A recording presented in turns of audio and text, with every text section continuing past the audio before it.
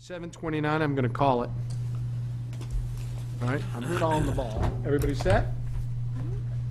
Are our friends in the press all set? Great. Everyone, please rise. Welcome to the September meeting for the Fairfield Board of Finance. For the Pledge of Allegiance, I'm going to ask Mrs. LeClaire to lead us in the pledge. I pledge allegiance to the flag of the United States of America and to the republic for which it stands, one nation, under God, indivisible, with liberty and justice for all. All right, welcome back, everybody. It's been a long summer, and we're back to business here in the fall. Tonight, we actually have a relatively brief agenda. We have 4 items. To hear, consider, and act upon the following resolution as recommended by the Board of Selectmen. That is a resolution related to cameras for the police department on the vests.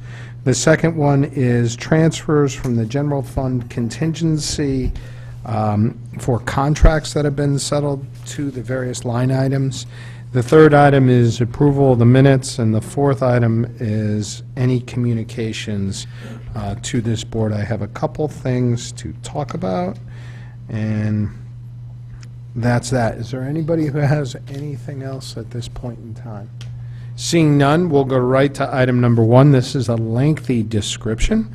To hear, consider, and act upon the following resolution as recommended by the Board of Selectmen. Whereas the Fairfield Police Department has completed a 2-year trial deployment of 12 body-worn cameras, and their use and functionality has been well received by the officers who participated in the test program. And whereas Public Acts 15-4 and 17-225 has authorized the State of Connecticut Office of Policy and Management to reimburse municipalities for 100% of the costs associated with the purchase of body-worn cameras, in-car video, and related equipment and storage. And whereas it is in the best interest of the town of Fairfield to expend $749,724 to purchase body-worn cameras, in-car video, and related equipment and storage for the Fairfield Police Department, $742,224 of said purchase costs to be funded by a body-worn recorded equipment reimbursement grant as administered by OPM, and $7,500 to be funded by a rebate from the vendor. Now, therefore, be it resolved that Michael C. Tetro, First Selectman, be and hereby is authorized to accept in the name of and on behalf of the town of Fairfield a $742,224 body-worn recording equipment grant from the Office of Policy and Management, and further resolve that the First Selectman is hereby authorized on behalf of the town of Fairfield to sign and execute any and all necessary documents to secure said grant, and further resolve that $749,724 is hereby appropriated to fund said purchases. Do I have a motion to move this item? Mrs. LeClaire, a second by Mr. DeWitt. Thank you. The item is now before us. Chief Liddy, welcome. Thank you. Chief McNamara sent his regrets tonight. He had a conflict, so and he more than happy to have Chief Liddy present this. Thank you, sir. So go right ahead. So I think the resolution kind of speaks for itself, but there is a little bit of backstory behind this, and probably some of you are hearing about it for the first time. We've been following these 2 pieces of legislation as they work their way through the various committees. And in last fiscal year, we began to see more and more towns start to take advantage of this. There was a certain amount of trepidation on our part because it was an unconventional grant. It was a reimbursement grant, meaning that we would have to have a leap of faith and put out some money in order to get reimbursed. To date, 29 communities have taken advantage of it. There are 3 large communities left that are poised in the exact same position that we are, us, Bridgeport, and Hartford. In addition, we've worked out an arrangement with the vendor where we can create an escrow account, virtually eliminating any risk in this. Our grant has been reviewed by OPM, and they have accepted it in total, short of that $7,500, which was disallowed. It was a training portion of the grant, and the vendor, in addition, has agreed to reimburse that $7,500 portion of the training allocation. In order to submit this grant, we have to have a canceled check. Town attorney with Mr. Mayor has worked out the escrow agreement and MOUs with the vendor, and we are poised to move forward if we receive your blessing. Thank you. Do we have questions on this item? Let's step through. Chief Liddy, so I see that there's estimated to be long-term savings here from the standpoint of the pilot program goes away. But what are the true costs of these going forward? How long do they last? What's a replacement cost? And the grant is just for the initial purchase, correct? Correct. And Okay. there's three components that we're looking at. The first is the body-worn camera itself, and we believe that is going to be the first point of failure. Although this particular grant includes a 5-year warranty, we can expect to see failures at about the 5-year, maybe even the 4-year point. So what I've devised is basically a 3-year cycle replacement of those units. These units itself are $799 a piece. The second component, probably the most How many units are there? there are 80 body-worn cameras in our proposal, Okay. so replacing them every 3 years. The car portion of this is probably the most significant, and we've kind of watched the state police, who's been in-car video for over the last 10 years, and the point of failure of in-car video is far less.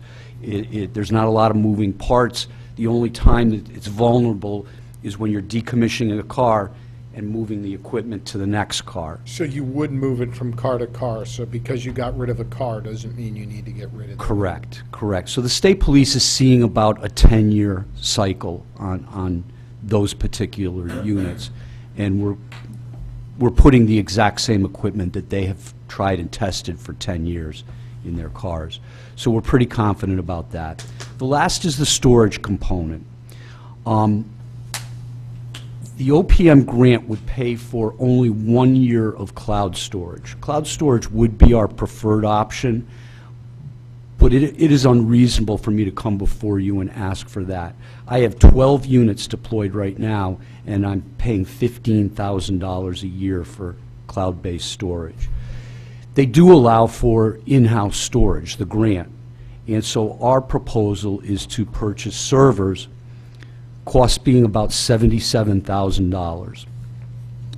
These would have 160 terabytes of storage, which should be sufficient for all our video needs. And IT has told us that you can rely on about a 7-year failure rate for a server. So my cost estimate is based on that $77,000. The SSD drives are considered newer technology, so there is some assumption that that cost will come down over time, but I spec'd it out considering we would have to replace at $77,000. So given all that and not paying for the pilot cloud storage, I'm still anticipating a grant, a surplus in the range of about $15,000 over 10 years. So net, adding all the costs in, how much is this going to cost us annually? A reduction in $15,000. So that's your net you're saying here is the reduction of 15,000, but that's if we continued with the pilot If we program. continue with the pilot, correct. If we got rid of the pilot program, what's the total cost going forward? Total would be approximately $150,000 Per year, over a 10-year cycle. over 10 years, so roughly 15 grand a year. Correct. So the pilot program, that would imply that the pilot program is costing us 30 grand a year now? No, maybe I didn't follow you. Okay, so you gave me the net and said savings of 15 grand, but then you turned around and you said a cost of 150,000 over 10 years, which is 15 grand. You add those two together, if the net was a savings of 15, that would mean that the pilot program costs 30 right now per year. Is that not what you meant to say? No, my math is an error. I apologize. No problem. It'd be half of that. Our For 12 units, we are paying $15,000. And this is 80 units, and this is, keeping 80 units on the replacement cycle you talked about, right, is going to cost the town $15,000 a year. When you net that against the 15 you're currently paying per year for the 12 units, the net cost is zero, assuming you kept the pilot program going. Correct. If I'm following you correctly, I agree. Does everybody follow that math? Okay, why are we paying $15,000 for 12 units and would pay $15,000 for 80 units once we deploy it? Because our solution is in-house storage. So we're going to spend the $77,000 for the servers and do it internally. Is there safety considerations for the officers? Does this in any way make them more safe than what they were? We believe so. You know, our two-year program has been very successful, very well received. The way that the policy is written, it gives the officers a certain amount of latitude. The first being is that in the heat of the moment, your body camera is secondary to activation to the other tools of the trade that you carry with you. It gives them the ability to turn off the body camera in sensitive situations with explanation on video. So Does that work for or against you in a court of law? Tough to say. You know, I envision scenarios where you're having an encounter with a citizen and the citizen doesn't want it videotaped. And the officer can make that decision and announce on camera, this is why I'm choosing to deactivate my body-worn camera, and he can do it. He may not, he or she may not every time, based on the scenario. If we had instances during the course of your pilot where the body camera film has been used in a court to support the arrest? Not in a court, not in an actual trial. 3 civilian complaints where the officer was exonerated, and we've received 1 FOI request that only took about 30 minutes to process. In that instance, does that mean, I would guess that the officers and everything, and civilian complaints and all that kind of stuff, come under the town's insurance policies, correct? Correct.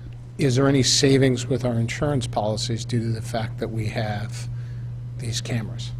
You know, we do factor that in and consider that on a national level. The studies that are out there have shown that use of force complaints or incidents has been reduced due to the deployment of cameras, that litigation costs are reduced, that actual trial time is reduced based on less defendants going up against or choosing to go up against video evidence. Do your officers, do they view this as a positive step, or is there trepidation about this?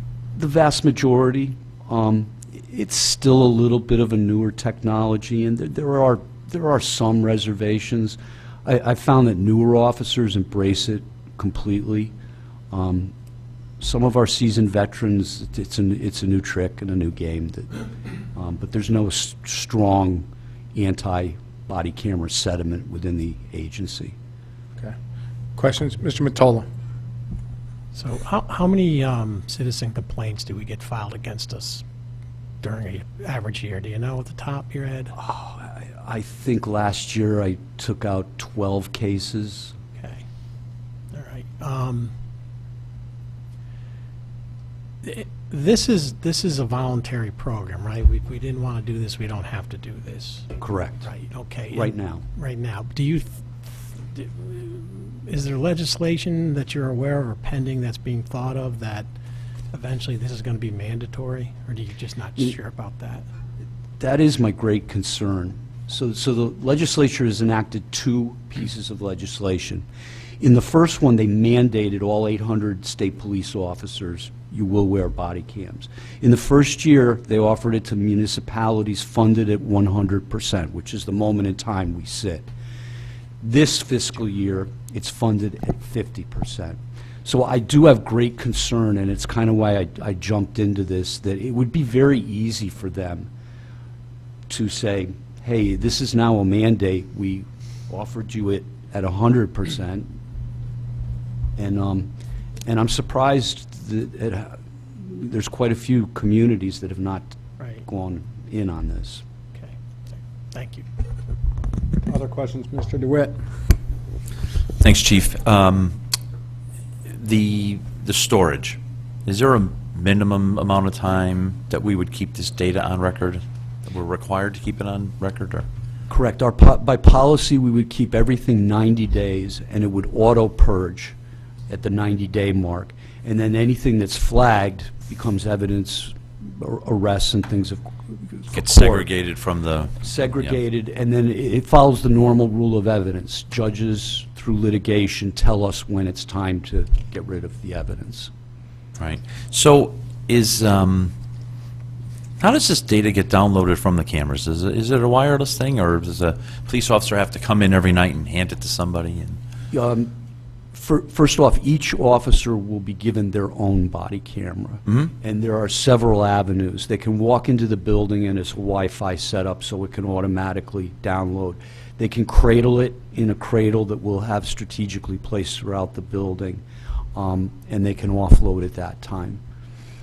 So each officer, so you have 109-ish officers, correct? Not all of them are frontline officers. Is that why it's only 80? at this Correct. point? Correct. Got it. All right, thank you.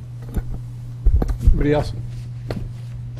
Any questions? Is any of this, any of the data that's recorded, is that FOIable? Yes, all of it. All of it is? Yes. Okay. And it's always on, correct? The camera is not always on, no. So if there's a traffic stop and someone comes to your car, is it on? There are a number of triggers with the in-car video that would cause the camera to go on. Activation of lights, removal of a long arm.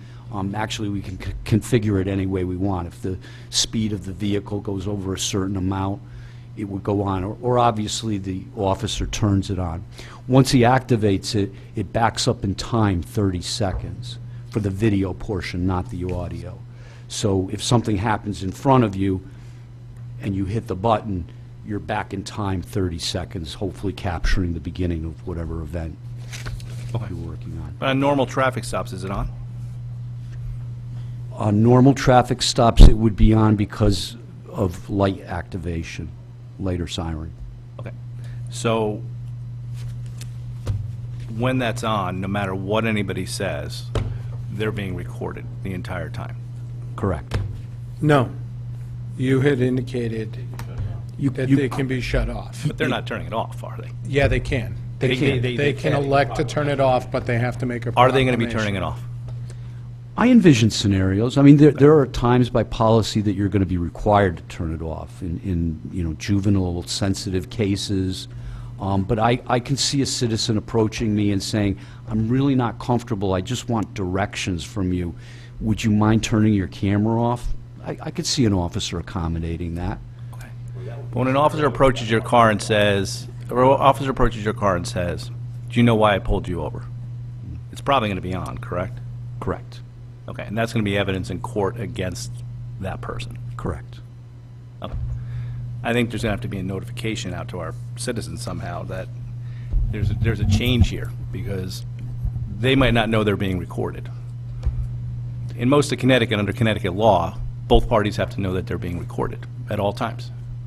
This Correct. is an exception. Correct. This will be a physical unit on their body with a red light indicator that's turned on in almost all scenarios. Okay. Others? Any other questions? Let's go to Ms. Nesbitt. Thank you. Two questions about the mandate, if it were ever to happen. Would it also mandate how it's being used? In other words, now officers can, under certain circumstances, turn it off. Will that change if the cameras are mandated? The first public act in 2015 that created it was very, very regulated. It was almost impossible to go in on this because of the restrictions. The 2017 piece of legislation relaxed those a great deal.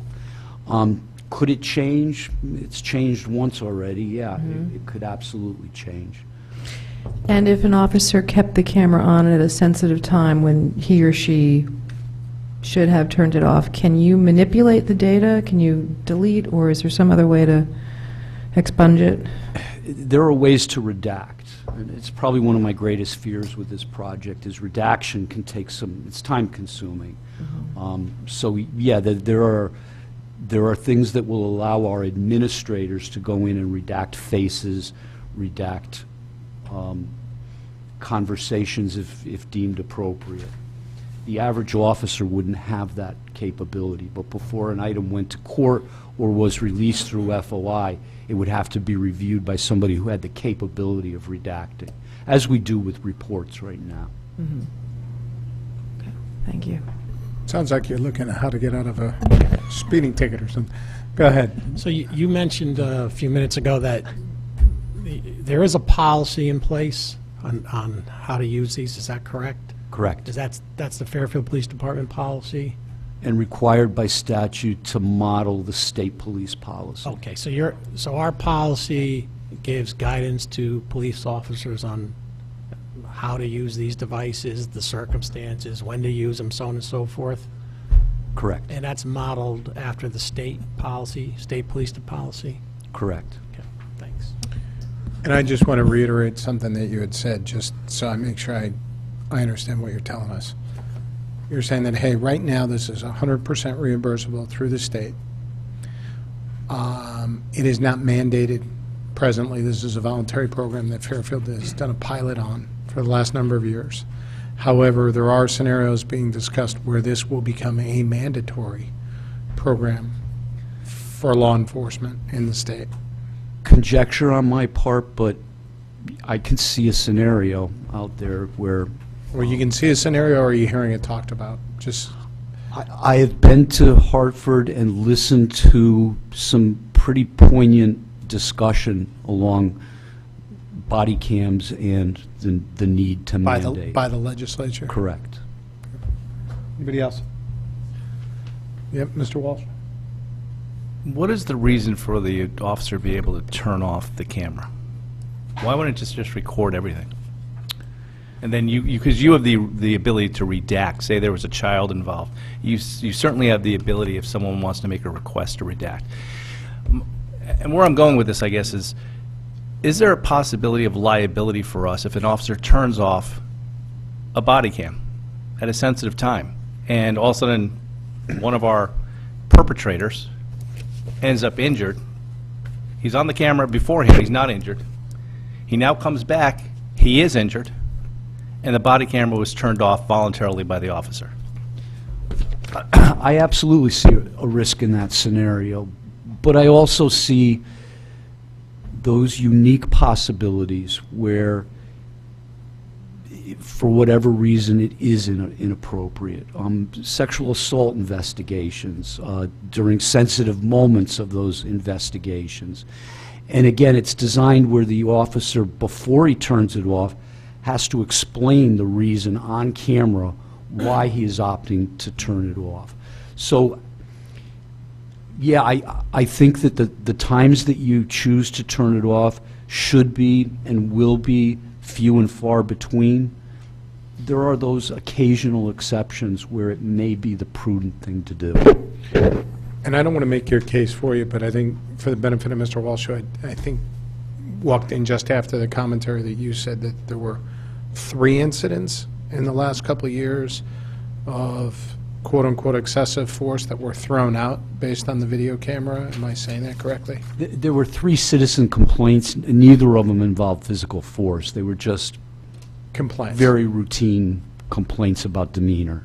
Right. So, and those were all thrown out based on the video evidence? We exonerated all 3 officers based on the evidence. So the point being, it cuts both ways, I guess. Yeah, I just don't want it to be the other way. That's Yeah, that's the right, question. exactly. My question is, I guess, is why not just keep it on? And if we have the ability to, an officer whose position is to redact, or a higher up officer who's, is the person who's going to be doing the redacting when requested, correct? Certainly, When the press wants it, when somebody else wants it, under your guidelines. Why wouldn't it just it roll live 24/7 and let you guys worry about what needs to be redacted. Well, certainly this thing is going to evolve, and maybe that's a road we go down to at some point. I know that there are officers who have concerns about even the discussion of 24-hour rolling. I mean, officers are human, they take bathroom breaks and have intimate conversations with their wives while they're working. There are times that their privacy needs to be respected also. Okay. Anybody else? Mr. DeWitt? Just out of curiosity, Chief, will the officers assigned to the schools be issued the cameras as well? Correct. Thank you. The only ones that wouldn't right now are administrative and detectives per se, but we would have a cache available to them for search warrant executions or if they're working a private duty job. Anybody else? Seeing none, I want to call this item for a vote. If we can, I'm not going to reread it, but this is the item to fund the grant and accept the grant for $749,000. The grant is for $742,224. The total amount before the rebate is $749,724, and the rebate is $7,500. All in favor of this item? Opposed? Abstentions? Thank you. Thank you very much, gentlemen. Thank you. Yeah, I don't think Chief McNamara usually gets unanimous approval. You might want to tell him. Have a good one, Chief. All right. Of course, I was joking.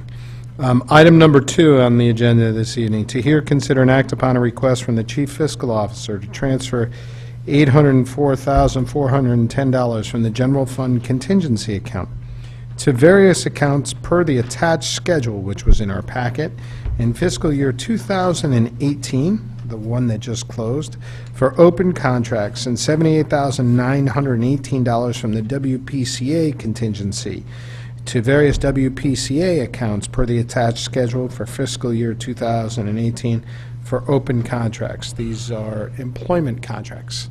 Ms. Bossi, are you here to speak to this evening? Oh, Mr. Mayor, he walked in. Welcome, sir. I want to go on record to let you know that that clock on the wall is 5 minutes fast. That's okay. You were 10 minutes late, so we're about on I'm time. not going to argue with you, but it's not correct. Go right ahead. How you doing? Good. It's been a nice summer, and we're back into the thick of things. It's 3 meetings this month, so it'll be fun. Yeah, basically, this is an annual voting item where we, wherever there's a settled or an open, which seems to be every year, open contract, where we do a calculation of what, for the contracts that were settled.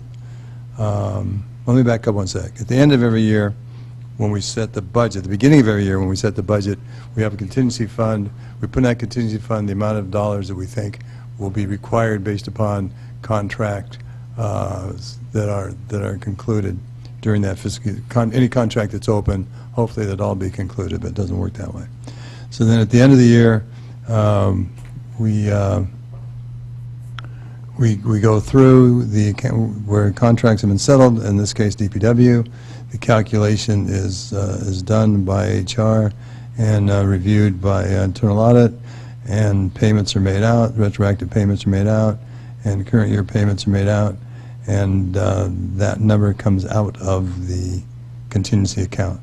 So, Mr. Mayor, all of these transfers this evening relate to employment contracts, union contracts that have been settled. None of this relates to overspending in other accounts or anything of the like. No, it's one that's been settled and 2 that are still open, Thea and police. Thea is pretty much settled, police is not.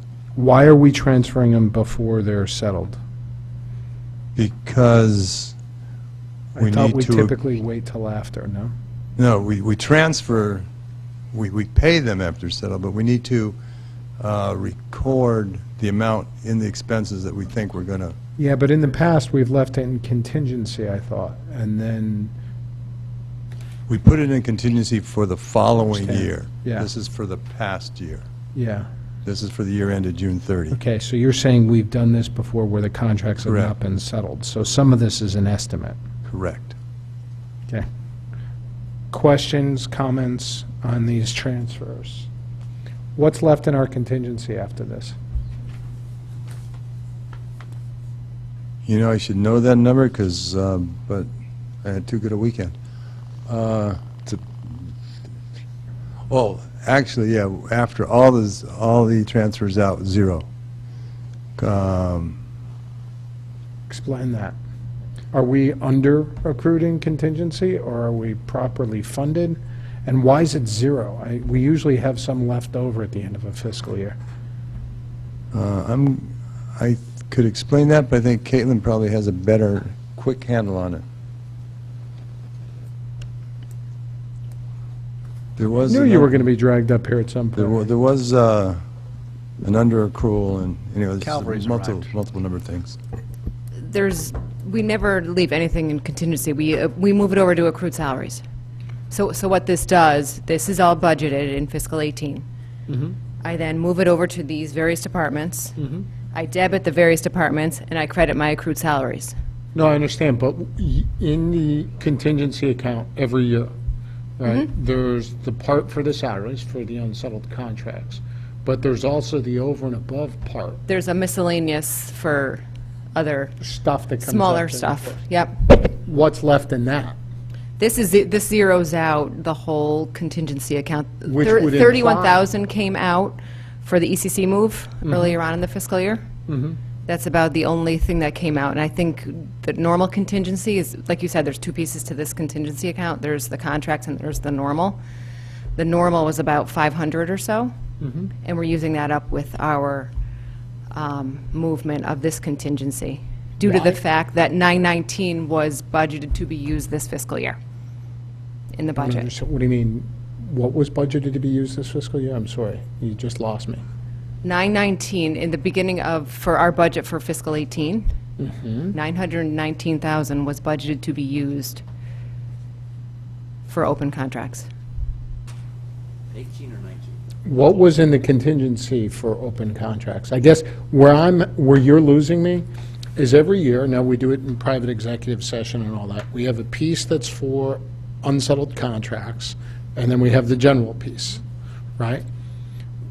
What you're implying by your answer, or what I'm taking away from your answer, is the fact that we're settling the contracts at a higher rate than we budgeted for, and we're dipping into the general reserve to fund those higher rates. Because if that weren't the case, I would assume that we would be taking just the amount that we budgeted for the contracts out of contingency, which would leave just the unspent piece of the general contingency. So as you remember from fiscal 17, we've been over accrued in our accrued salaries by $1 million. So there was an under budgeting, an intentional under budgeting and contingency for fiscal 18 for the open contracts, knowing that we were over accrued. There's been a past adjustment for the past couple of years in our accrued salaries. Hence the usage of that Okay, so $1 that's million what you're saying overage, is, and now we're Got it. back on track. okay, so what does that imply? We under budgeted rather than recorded So as what's a that imply for revenue. next year's budget, though, Bob? Where you budgeted sufficiently for fiscal 19. Okay. So you're fine. So we've taken this into consideration Yes. for fiscal 19, the fact that we utilize, so we saw an uptick here.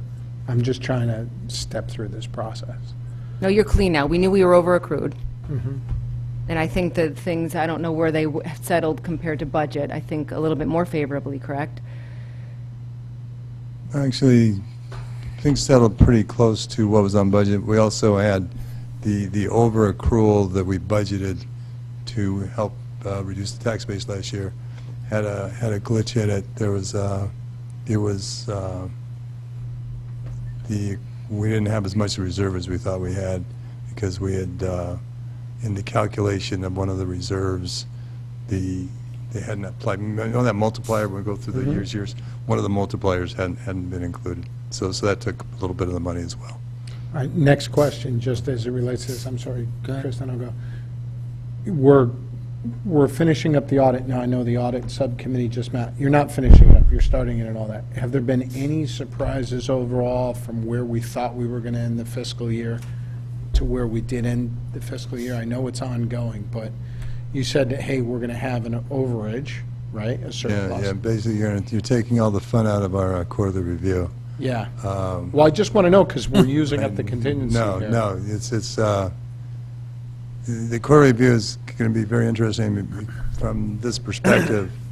Last year, when the finance department had, the quarters year after year, we ended up by the end of the third quarter, we were pretty good. This year, we missed it, and the results are much more favorable than we anticipated. Much more favorable. Yes, sir. So we're going to have more cushion on the bottom line this year. Yes, yeah. To bring forward in surplus. Correct. Okay, well, you're burying the lead. Are we talking, were we more favorable by? A couple of million. That's a significant change.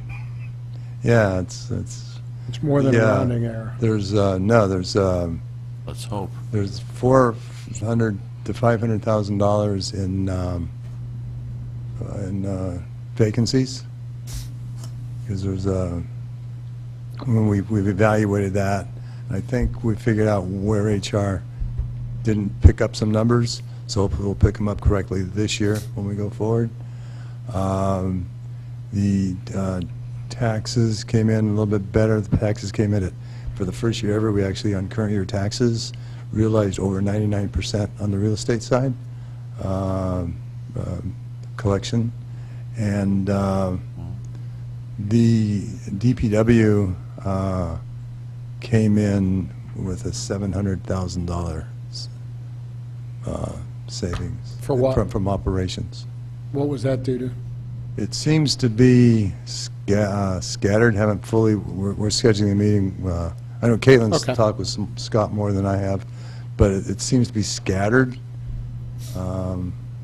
amongst Contracted multiple number of items as opposed to any one big item.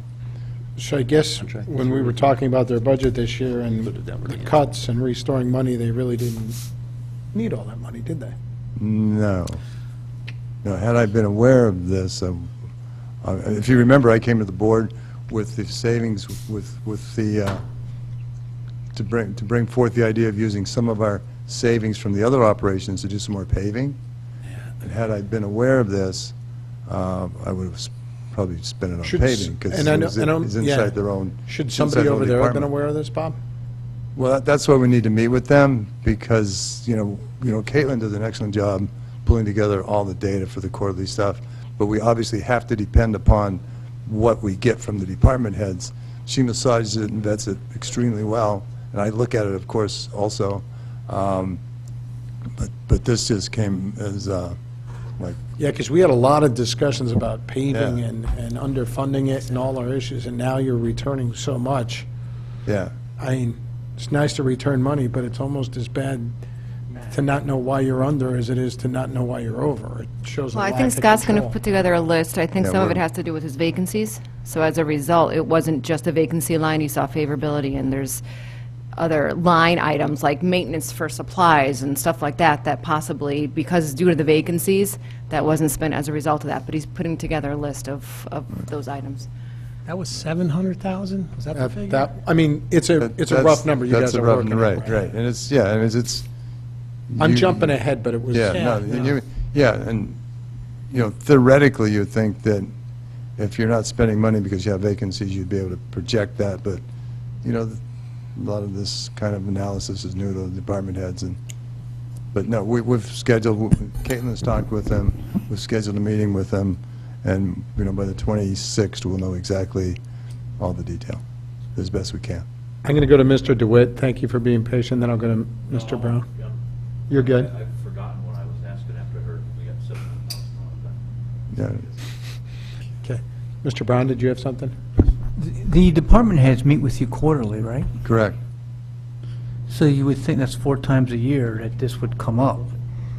Yes. I know we'll talk about it more at our quarterly meeting, but it just seems to me that no one should be this surprised. No, some of the departments came in, just right on where we thought they were going to come in. So there were some successes. Fire, actually, we thought they were going to come in maybe $200,000 under. I mean, we're talking $200,000 of a $10 million budget. So we thought they would come in $200,000 over. They came in like right on. But no, we also made, had a couple hundred, maybe $300,000 benefit in investment income because of the increased interest rates. That helped as well. But the two big ones was the ops from DPW and the extra $500,000 in overall vacancies in churn. Okay. Anybody else on this item? Seeing none, I'm going to call for a vote on item number 2, which is to hear, consider, and act upon a request from the Chief Fiscal Officer to transfer $804,410 from the general fund contingency to various accounts per the attached schedule for open contracts, and $78,918 from WPCA contingency to various WPCA accounts per the attached schedule for fiscal year 2018 for open contracts. All in favor of this item? Opposed? Didn't motion. I thought we did before. Do I have a motion? Mrs. Leclerc, second by Mr. DeWitt. Okay. Thank you for keeping me honest. All right. That's item number 2. And we look forward to that quarterly review. That sounds like an interesting meeting. It's going to be a good one. Now I'm going to put item number 3 before us to approve the minutes of several meetings. We have the March 14th, the March 15th, the March 24th, the March 29th, the April 3rd, the May 10th, the May 15th, and the June 7th. What I'll do is I'll ask if anybody has any questions, comments, concerns on any of those minutes. If you do, please raise them. And then what I'll do is I'll call for a vote one by one in case people were absent. Okay? Can I have someone put these items before us? We'll take Mr. DeWitt. We'll second Mr. Mottola. The items are now before us. Does anybody have any comments on the minutes? On any of the minutes? Going once? Going twice? Going 3 times? Okay. I'm now going to call for a vote on each of these items independently. First, the March 14th minutes. All in favor? Opposed? Abstentions? Okay. March 15th. All in favor? Opposed? Abstentions? Mrs. Leclerc abstains on March 15th. March 24th. All in favor? Opposed? Abstentions? Mrs. Leclerc. March 29th. All in favor? Opposed? Abstentions? Okay, everyone's on that one. April 3rd, all in favor? Opposed? Abstentions? May 10th, all in favor? Opposed? Abstentions? Everyone's on that one. May 15th, all in favor? Opposed? Abstentions? Mr. DeWitt. And June 7th, all in favor? Those opposed? Abstentions? Mr. Mottola. The minutes are now all passed. Thank you, everybody. And now, last but not least, to hear, consider, and act upon any communications. A couple items here. Number 1, I met with the chairman and the vice chairman of the committee that's been put together to build the golf clubhouse. And I forwarded documents or photographs of those documents to this board in its entirety. The estimates, which were preliminary estimates for the clubhouse renovation/rebuild, this is going to end up being a rebuild, is about $7.1 million, which is more than what was originally estimated. It's the best available number right now. The committee wanted us to know they'll have better numbers within 30 to 60 days, but it's the best available number now. I've asked Mr. Mayor to make sure that this number of $7.1 million, being that it's best available, is in our package for the working capital, or rather for the capital planning workshop later this month. It was a no-frills proposal that was put together. It did not have things like the cart barn underneath and things of that sort. It did have things like there were independent buildings. In fact, on the golf course, the generator was actually, or rather the furnace or whatever, was actually in an independent building. And they had to put that back into the building and renovate that. So that's included in there. And it was no frills in that there wasn't, ice rinks or any of that sort, right? I don't want to steal their thunder, but it would appear as though they took the direction that we gave them and the Board of Selectmen gave them. And we're going to discuss this with them at our early October meeting. And with that in mind, I've requested that our clerks look at holding that meeting at the clubhouse itself, up at Smith Richardson. And they're working to make that happen, and we'll have the meeting up there. So we might be able to get a little tour beforehand. I know a lot of us have been there and toured it. In fact, this meeting that I had was at the facility. But we'll try to get there a little early, have a tour so we can see what they're talking about, and hold our meeting at the golf course. Make sense to everybody? Yeah, this number's high. I mean, It is high. it's 50% higher than what this committee told us the number for rebuild was estimated to be when they came. Yep. Now, they gave us three numbers. They gave us three options of what their estimated costs were going to be.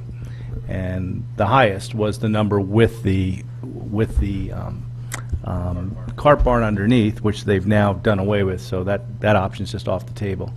But it was around $3.8 million is my rough estimate, and now it's kind of a crazy high number. So we'll have to see. I have a lot of questions on how they missed that number by 50% when they presented to us in February. Yes. Question/comment. So, we funded the building committee some seed money to get this $7 million estimate. Thinking back over the last couple years, we haven't had an estimate that's even been close in my estimation. They always come in so far under. I mean, really, it's just bad. So I wonder if there's not some effort we need to take to understand the process. Because every time somebody comes in front of us with a number today, I feel like doubling it because it's just wrong. And the waterfall charts reflect all these old numbers that have been revised. I understand your point. I think, in fairness to the building committees, I think the process is laid out to them by the administration. Okay. So I think it's the administration that needs to come forward and say, So who does the initial going on? estimates? The building committee clearly isn't. I mean, they're skilled. I don't want to demean their knowledge, but they're not estimators, right? So who comes up with the first cut at it? Mr. Mayor, do you want to take a shot at this, or do we want to punt on this until you have more people here? I mean, I'm happy to Yeah, wait but- till that meeting, but I'll bring it up then. Yeah, well, no, because- just very, very briefly, just some little bit of background. On the Board of Ed side, obviously, it's the facilities management team, Kellen, Sal, that group of people that theoretically are professional facility managers and builders, and then they come up with initial estimates. And, I've never actually done an analysis of initial estimate versus actual. On the town side, it's the department head. Now, the $3 million that was initially in the capital plan for this item was a number actually produced by Jerry Lombardo. Now, what he did, how he collected the number, I have no idea. So the director of Parks and Rec So the came up director with of an Parks came with estimate for a number. building committee. The original number. Then the building committee was formed, Yeah. and I have no idea. I guess the question would be for them is what work were they able to do between the time they were formed and the time that, I don't know when they were put together as a committee. I think that date and- it's an appropriate discussion. I don't want That's what I'm to saying, that's what I'm saying. front-run the discussion. Right, that's what I'm saying. Between that's the question, though. Yeah. What work did they have time to do between Well, A and B when they were formed? and Yeah, when they were- no, absolutely. The basis for my question comment is, there's this new trend we've been doing the last couple of years where we're funding these building committees up front with a substantial amount of money to go do this work, right? But the process doesn't seem to be getting any better. So are we funding them too late, or, the secondary disagree- process? I disagree with you on that point, from this perspective. I think the point is valid to say that the first numbers we're getting, which are very, very early before they've engaged the professionals, have been off by a howitzer. That's very Yeah, valid. yeah. But I think what we've seen is by doing it in this manner, we're getting to whatever the number is earlier in the process, as opposed to getting the surprises after we've No, I'm- already committed. No, I totally So- agree. So at least we're getting it closer to the beginning of the funnel? Yeah, I guess my question No? is, I'm with you, when we spend the money and we get a real estimate, it's pretty darn good. Are we funding it too late? I mean, when somebody Valid comes point. up the next time and says, hey, I want a new something under the Parks and Recs Department, is there a better way to put this onto the water? Because, the waterfall shouldn't change that much. I mean, it shouldn't be 2x what it was last year, and that's exactly what it's going to be this year. Isn't the problem, and if it is a problem, that $3 million number has been on that waterfall chart for, isn't it 5 or 6 years now? It's That's what I 2008. said, Chairman Ball put it on 2008. the wall. In Yeah, fact, but it's the I believe department. Actually, though, But your what- point on that is valid. It was on the waterfall for $3 million, but when they came before us in Right. in February, they had numbers that weren't Way off. there. 7 million, Gotcha. right? Yeah. They were still off from the 7 million. So your point is valid, but then there's an interim point that's like, wait a minute, happened? that's not what And we and were Mr. Walsh even said it, 3.5 was the all-out number, with a little the bit barn higher, but, underneath, yeah. or 4 million-ish, right? Yeah. Go ahead, Ms. Edmund. So then a procedural question. When we have something on the waterfall that's a deferred project, it's adjusted for inflation every year or not? No, it's not. It depends. Well, No, but yeah, the it's- department no, has looked at it. every year, theoretically, if you remember, I hate to, maybe you should say this, last year, this particular item got left off the waterfall. Yeah, exactly. I don't remember Because- that. But theoretically, in fact, I sent out an email out to department heads today, reminding them that one of the department heads missed one of their significant projects last year, and please re-review what they've submitted to the department, because we're now finalizing, the documentation to put together the schedules and the package. But theoretically, every year, every department head is supposed to do their best to identify any and all potential capital planning projects for the next 10 years and report. And I do not get involved, no one has ever asked me to get involved, with what the numbers should be, how it should be developed in that early stage. I said that the Nor last time we should you. talked about this, I said that your department should take it over and somehow work it out so that there is an inflationary amount put on, because there's no incentive actually for the department heads to actually raise the number. Because they're trying to get their project to the front of the list and finally get done, and then they worry about, oh, it's now inflationary, $1 million over. Sorry, Yeah, but that's not we'll have to inflation. adjust the, what? Yeah, That's not but- inflation. We're not talking inflation here. We're not talking 2-3% growth over There's- 2 years. for every We're talking building about project- 200% growth For every over 3 years. project, what did our last builder who was before us says, that the building costs are going up almost 3 point something or 4% a year? I thought it used to be I mean, 2%. There's really, I mean, to basically I put to address a little bit of Mr. DeWitt's question and to follow up a little bit on Chairman Flynn's comments to that question, there's really not a different way to do it. In other words, the only way to get a solid number is to hire professional people to give you the number. So it just depends on how professional and how much money you want to spend. You want to get like preliminary number A, better number B. Right, I mean, we're kind of our own worst enemies. We're yeah. like, how much is this going to cost us? Right. Well, we don't know yet. We got to hire the pros to tell us. Yeah, but you got to tell us how much it's going to cost before we give you the seed money to hire the We want to pros. know 5 years in advance. How much is it going to cost? Yeah, but Right, but, I mean, Yeah, to but Jim's point, we, though, we, you we do do need this an in we inflationary do this in element. business. We do this in business. 5 years out is not a huge stretch of the imagination, right? But and I'll tell you, I disagree with Mr. Walsh. I think the numbers that go in that spreadsheet should be completely come from the department. I think you should just administrate the math and lay it out. But I don't think Well, there's I gotta don't be a think it's the sanity finance check. department's job to add 5% on it every year. No, but I think there's got to be a sanity check on the number, because to Jim's point, they're just throwing numbers, in some instances, they're throwing numbers up and there's no sanity check against it. And anytime I was a CFO, even if I'm not the expert Yeah, you gotta look within the at that. department, you're sanity checking the numbers. right? Also, if you remember last year, when we finally did look at that $3 million number, when Mr. Calabrese and I sat down and talked about it, Mr. Calabrese said at one of the meetings, said that, reported, he thought it'd be closer to $6 million.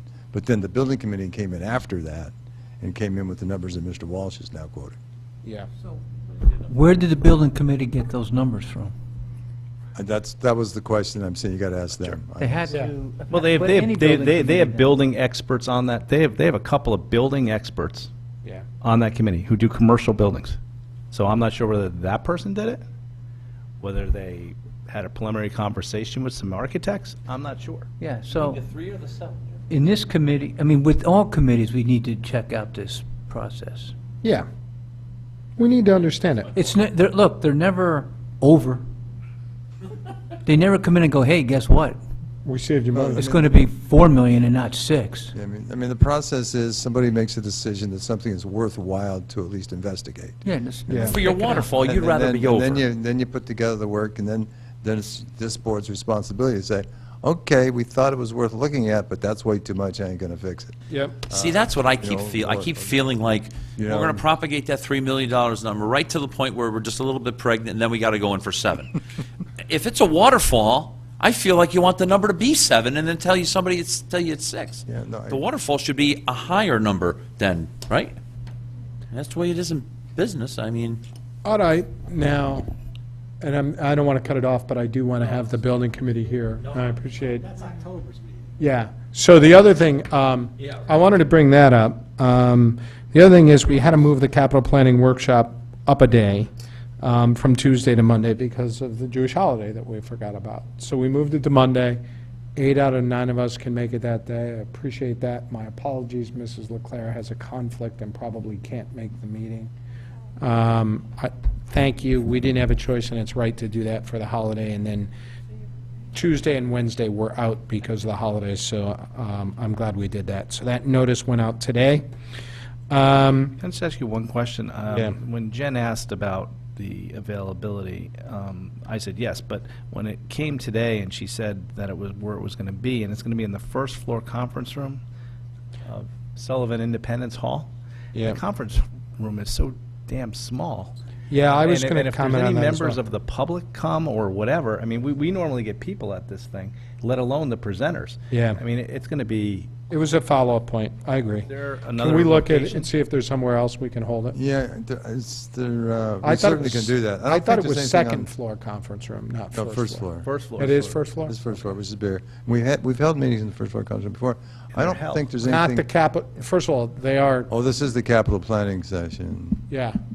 Well, So- they're also, Yeah. it's hard to have a meeting. We've Yeah, done that- it that before when does we've draw a had to, but crowd. it's hard to have a meeting in there. Yeah, I agree. So if we can do it somewhere else, Penfield would be great. we could do it at Penfield. If we can do it at Penfield, that'd be great. We can drive Jerry nuts again. You got it. I see Mr. Peterson's here from the Board of Ed. This isn't communications, but we do have a couple of things that are floating about town that I want to, when you guys come before us at the quarterly, I just want to give you a heads up. I'm getting a lot of questions about the athletic field at Ward, particularly since we funded it quite some time ago, and there's all sorts of rumors of contractors not doing what they were supposed to do, missing deadlines, people's vacations. It's just, quite frankly, this is part of the toughest part of being on this board, is you get a lot of questions that you don't. And speaking of that, the second item that you guys need to talk about, or the administration, are Chromebooks. Because my email, and I'm sure others, are blowing up about Chromebooks. What was the policy? What was the security? How is this being funded? Where did the funds come from? Did the Board of Finance know about this? So those are a couple topics that are just top of mind. Yeah, so, does anybody, Well, yeah, I think we need a further explanation. I don't understand, and I guess we're going to have to figure this out, how we just have budgeting meetings with Phil and central administration people, and we talk about technology stuff. And there's not, the word Chrome is not mentioned at all about this new program coming up.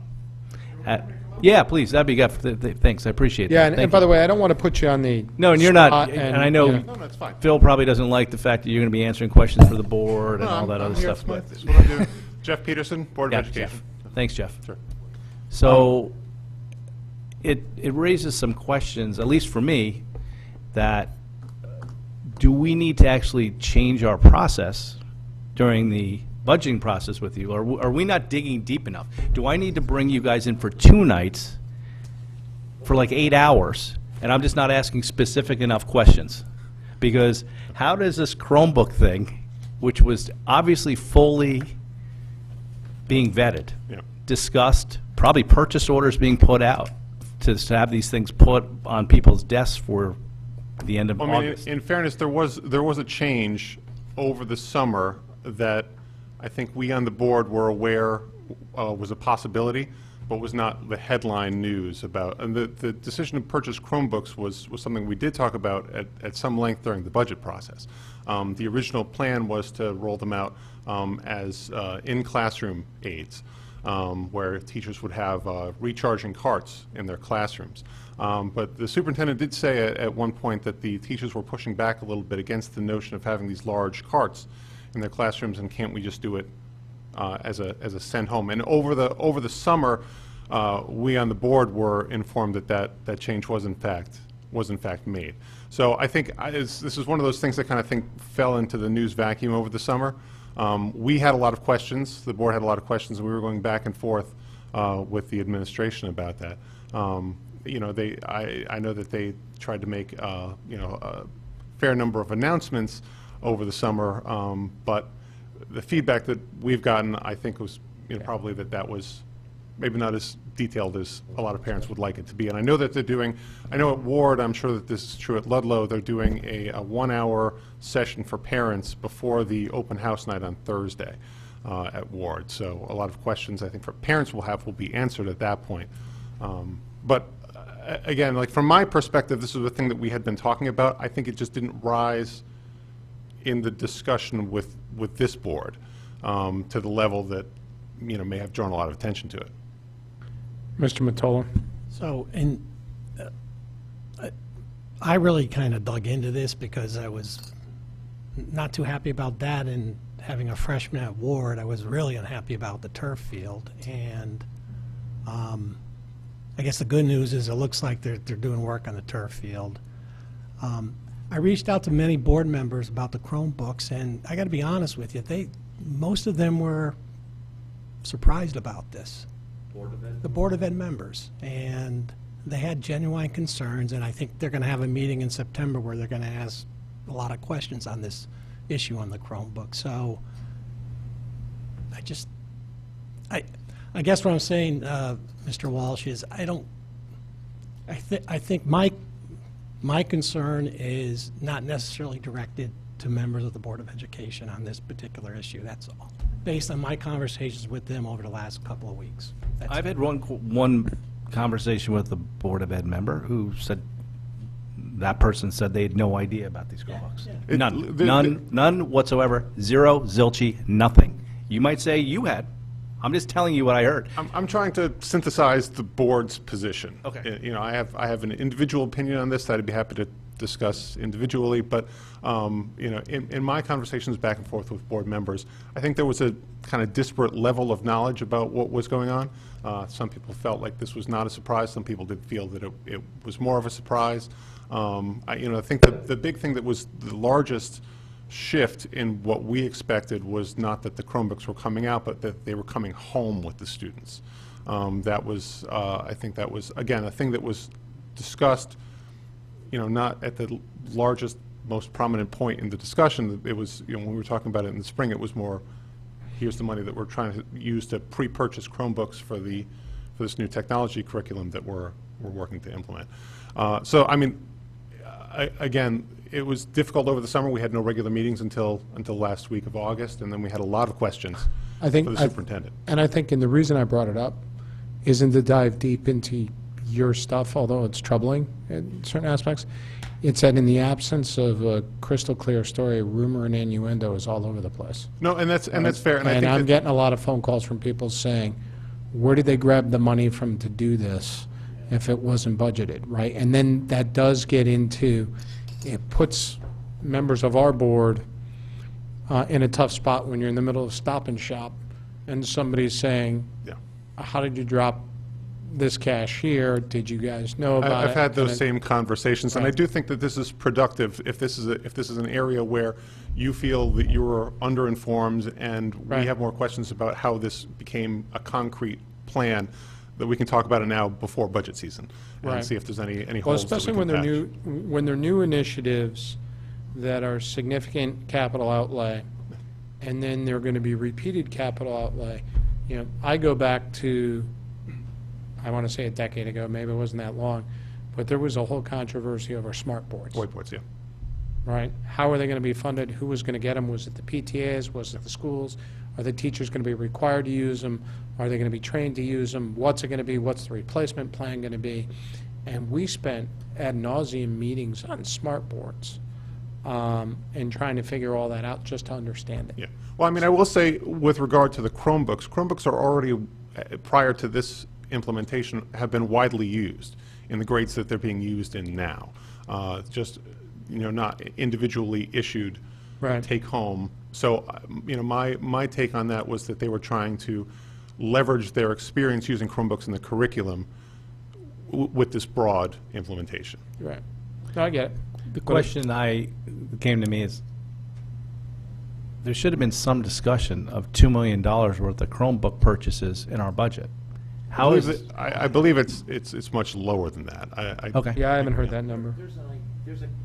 Yeah, because I looked up the budget, and I mean, there's an IT capital, amount in the Board of Ed budget last year. I think, I want to say $700,000. I don't know if that's the right number or not. Maybe it's lower. It doesn't say what we're buying, doesn't say Chromebooks, it says computers and stuff. So that was maybe part of the confusion. I couldn't find in last year, and I went through your budget book in painful detail because people have been asking me, and I couldn't find anywhere to say. In our August Almost 28th right. meeting, and I feel bad because my records for this are actually in the car, Dr. Jones... Oh, wait, no.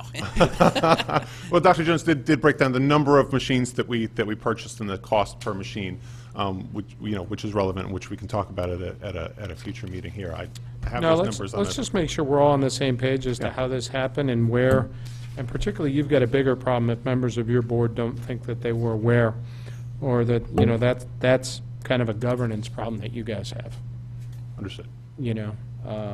So thank you. I didn't mean to put you on the hook tonight. I'm here. Why not? I also think we've got to go over their technology budget a lot more detailed, the same way we go over the towns. Sure. Because in essence, theirs is bigger than the town's. And we kind of give it a free pass and just kind of like, oh, okay, nothing's big seems to be standing out. But we're not, without being told what certain initiatives are, I guess we're going to have to dig down into what exactly is the plan for what the purchases are. Well, and again, to go back kind of between the boards, our focus was a lot on curricular issues. How are these going to be used to, to accentuate the STEM curriculum that the district has been pursuing? So, I mean, that's been our focus. I mean, obviously, the finances are our focus as well, but I think probably a lot more of our questions were related to how they were going to be integrated into the curriculum. Anybody else? Thank you, Mr. Ferguson. Appreciate you. Anybody else have any other communications? Mr. Becker? One question, just circling back, sorry, pardon me then, but who actually has the room that night? Because we lose our live TV, and you've got all I don't the reps remember. from all the key, We don't, I know the room is booked, period. We don't have this room that night. no, because if you've got the BOE, the RTM. The RTM has committee meetings, I think, but I don't know that they use this room, but we do not have this room that night. That's a fair point. One of That's them is that's a big actually- meeting not to have. Yeah, it's The- just surprising not. Dave, the have- room's not No, available. but then the only other question is, the RTM's going to be able to send reps then if they've got their committee meeting? I hope so. Because that's, just from a conflicts, that's obviously important, because they've had a pretty big effect. Yeah, but it's on more things important, we've- but to be honest, it's more important that we have members of our board available, and that's the night that people are Yeah, available. it'd just be helpful to make sure you got everybody. We'll see. Mr., Yeah, just very, very busy. I think it's actually the RTM is in this meeting that night. Is where they are. 700. And just as I received, actually late this afternoon, an email from one of the RTM members that asked if we could, if the Board of Finance would consider not having it on that Yeah. night. So just communication. Yeah, I got that. Thank you. Anybody else? Seeing none, I will take a motion. Mrs. Esma. And a second? Mr. Matola, all in favor of adjournment? Opposed, abstentions? Good night, everybody. Thank you.